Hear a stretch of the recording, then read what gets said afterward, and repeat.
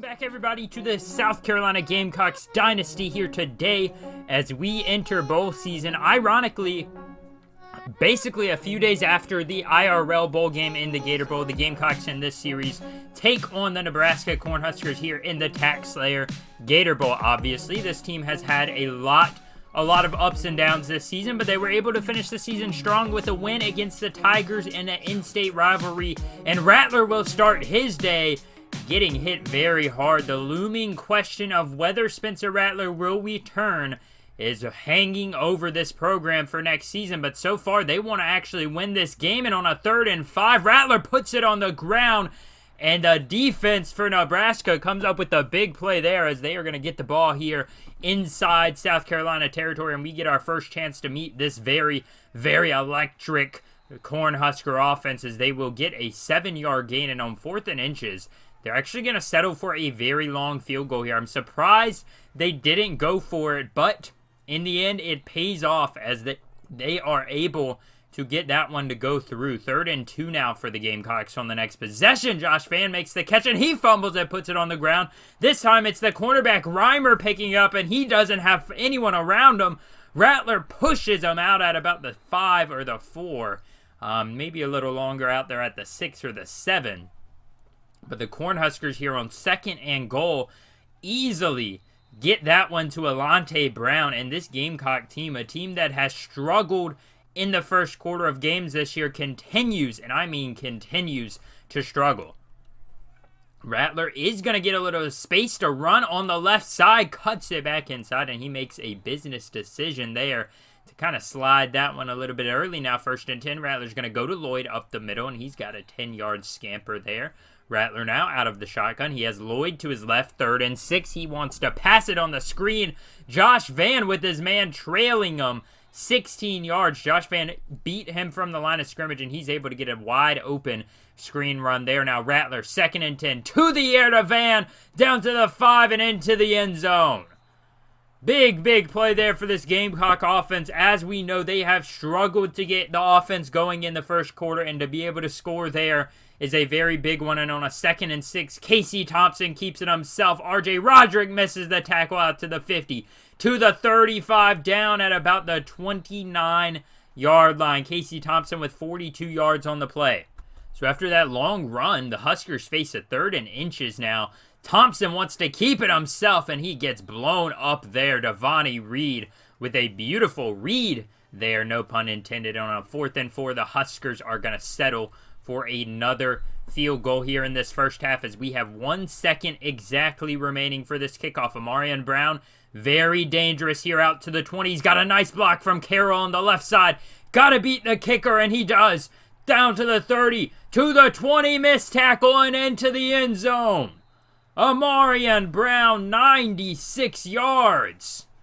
Nobody was even on the left sideline, it seemed, as the Gamecocks strike to tie it up the extra point. No good by Mitch Dieter, a guy who in real life is very, very reliable, but here in this series, he has not been very good. And that Cornhuskers running back there, Anthony Grant, a very, very physical run. Now 1st and 10. Thompson out of the shotgun. He takes the snap, play action, and he's going to find a man in traffic. His receiver is going to get hit hard, but he's got 12 yards now. 3rd and 10 later on the drive. They face another failure to convert on 3rd down as Thompson's going to go to the air to the outside, and that one sails well over the head of both the receivers and the defenders. So the Gamecocks tied up here in the second quarter, get the ball back. Now 2nd and 12. Juice Wells has got it right up the middle, and he has been very, very reliable for this offense. We're going to miss his production next year. But 2nd and 3 now. Christian Bill Smith up the middle. He gets tripped. CBS, 7 yards. 1st and goal now. Rattler continues to be in the backfield. He wants to pass again. He's going to go into coverage, but it's caught.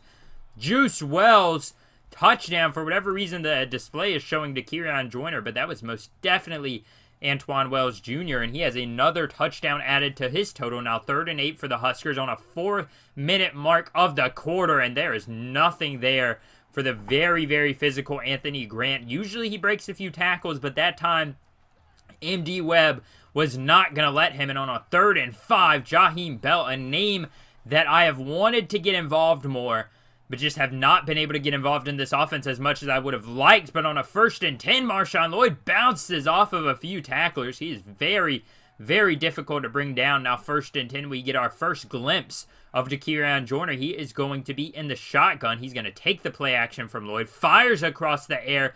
Juice Wells into the end zone. 11-yard strike. Dak Joyner, basically just a give it to the receiver and let him work type of play. And the Huskers now, with a little over a minute remaining in this half, are down 27-13 after they did lead 13-7 at one point and even 10-0 at one point in the quarter. Now 51 seconds, 2nd and 2 for Thompson. He takes the snap. Looks like he's going to want to throw it underneath. Instead, he holds it too long, and he is going to get sacked by the defensive line here for the Gamecocks. Now 3rd and 9. 47 seconds as the clock stands still. Thompson out of the shotgun, takes the snap, under immediate pressure by Jordan Burchin, and Anthony Grant actually runs out of bounds, so they are going to be able to get the first down, but nothing would happen later in that second quarter. So here we are at the start of the third. The Huskers would get the ball first, and now on a 2nd and 6, Casey Thompson is able to set the edge, and Darius Rush is able to bring him down. It was a very, very tough read there by the edge guy in MD Webb, but he was not able to stop him. On a 3rd and 9, they are swarming to the ball. Anthony Grant does his best, but a 4-yard carry is not quite enough to get anything going. Now 1st and 10, Joyner to the air. He is picked off. Buford Jr. at the 30. He's got a lot of room to return it past the 15 and down to the 8 or the 9, maybe the 7, depending on where they spot him. But the Huskers quickly to a 3rd and goal. Thompson wants to throw, fires into the flats, and Grant does everything in his power to break some tackles, but they are just struggling to convert when in the red zone, just like our offense has sometimes this year. The Huskers have halted to a screeching stop here, and Dakereon Joyner in the backfield again finds Jaheim Bell, who has come alive here with a couple catches in this second half. 1st and 10 now, Rattler out of the shotgun. He's going to find Amarian Brown, who breaks up the field. He just had the under route, and nobody really followed him, so the Gamecocks are getting what they want here in this game. 2nd and 2, Dak Joyner, 21-yard strike from the read option. Nobody went with the quarterback. A great blocking up that left side. And the Gamecocks respond again. 33-16 now is on a 3rd and 1. That one was so close to being picked off by Darius Rush on the outside. Now 2nd and 4. Thompson wants to go to the air again, and he's going to find Grant in the flats on the wheel route, and he is tripped up by Cam Smith, the All-American cornerback. 1st and 10 now, though. Cornhuskers are fighting the time here if they want a chance to come back. Thompson's got a good space to run. A couple guys falling down on the field, and Thompson gets back up out of the pile. How did he manage that? All the way down to about the 10. So will they score here? 3rd and 3. Thompson gets stuffed. The Huskers are going to go for it on 4th and 6. A little bit of confusion here. No timeout being called. The Gamecocks lined up in a field goal block and an easy touchdown by the Huskers offense. I'm rubbing my head wondering what went through the brain there of head coach Belak Shmeems and the defensive coordinator. Just did not seem to be on the same page, but we have seen Amarian Brown fly early in this game, and he's getting to the edge again. Out to the 50, down to the 40, to the 30, and brought down from behind. 80 yards for Amarian Brown, and this offense gets itself in a little bit of a hole despite the return. Now 3rd and 13, and Rattler gonna hit Leggett on a 4th and 1 now. He gets 12.5 yards, and Marshawn Lloyd just barely gonna finish the job. Now 1st and goal later on the same drive. Rattler wants to keep it to Lloyd, keep his streak alive. Touchdown, Marshawn Lloyd, his first of the day. He has not seen a ton of action today, but they were able to get him involved there as the lead now is 41-23. I believe that makes that 4 straight weeks of 40-plus points for the Gamecocks. And on a 3rd and 7, Anthony Grant, a dangerous pass, had to go to the air, and he is just barely able to snatch that one down. Now 4th and 13 for Casey Thompson and the Cornhuskers. He takes the snap, wants to sling it deep downfield, and Marcellus Dial Maybe could have had an interception, but at the end of the day, it's better that he didn't, as we get good field position now. 2nd and 10. Rattler going to go underneath the Josh Fan. A lot of seniors playing today. Not a lot of opt-outs here in this bowl game. A lot of guys wanted to finish their careers here, and they are doing just that on a 4th and 1, though. With a few minutes remaining, Kieran Joyner can't get the first down. The Cornhuskers trying to score again before this one is over with. And on the 3rd and inches, Thompson slings this one away. So they're going to settle for a 4th and inches now. Cornhuskers with about 2:44 remaining. Thompson has a double back set. He's going to hand it to his running back. The wrong read. And this defense, a team that has struggled defensively all year long, makes a beautiful play there, and they have solidified themselves in this bowl game. Instead, Rattler on a 2nd and 3 to the end zone. Toe tap touchdown.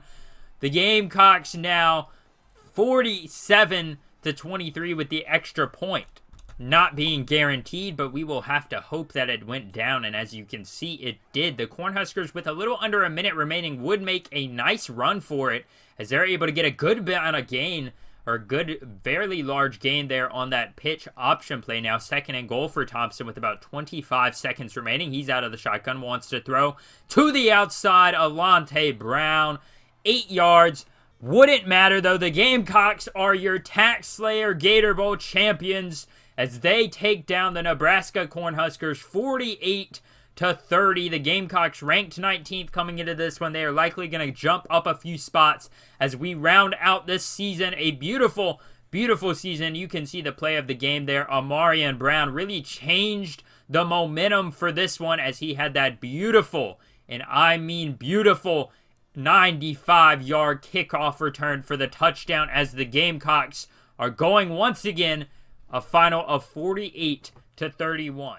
A very exciting matchup here as the Gamecocks took on the Cornhuskers, an unranked but still very quality opponent, and thankfully we were able to come out on top, getting our 10th win of the season. Spencer Rattler, a masterclass, 18 of 19, 207 yards, 3 touchdowns, no interceptions. Dak Joyner did have the 1 touchdown, but also 1 interception on his 3 passing attempts. Marshawn Lloyd, 21 for 98 and a touchdown on the ground for him. Kieran Joyner added 6 for 34 and a touchdown. And Spencer Rattler getting the wheels moving a little bit there, 6 for 38. And finally, the receiving core we are going to miss so much. Josh Van, 6 for 75, a touchdown. Amarian Brown should be back, but 3 for 30.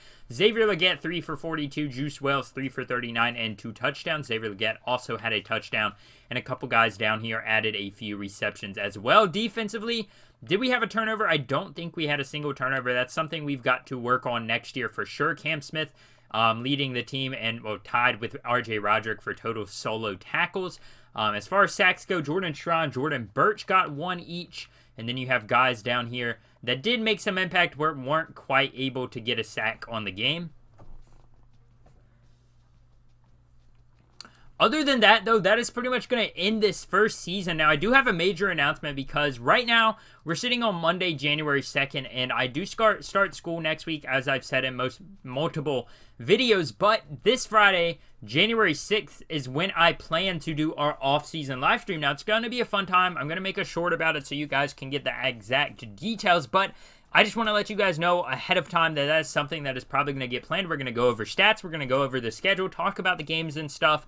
And then we're also going to look at the off-season stuff that we've got to get done in this Dynasty. Thankfully, you guys will hopefully be able to join me that Friday night. I work in the morning that day, so I should be able to get some time free to do that live stream, especially for this series to continue going forward. And it's just going to be a blast. We can talk about sports. We can talk about a lot of different things as we just go over most of the stuff that happened in this regular season and in the bowl season here in this, NCAA Dynasty. And without that being said, I want to thank you guys for continuing to support this series. It has meant so much to me. It has just been a blast making these videos for you guys, and I want to continue doing it for a while, and hopefully that's something that I'm going to be able to mix in with my schedule, especially going forward. So thank you all for continuing with the support, with the comments, with the likes, with everything.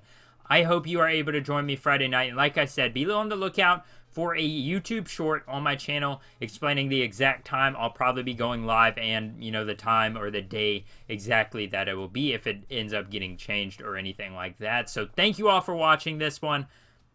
Make sure to hit the like button, subscribe, turn on post notifications so you never miss a video. And like I said, be on the lookout. The live stream will probably either be Thursday the 5th or Friday the 6th. Be on the lookout for that, and I'll talk to you guys next time.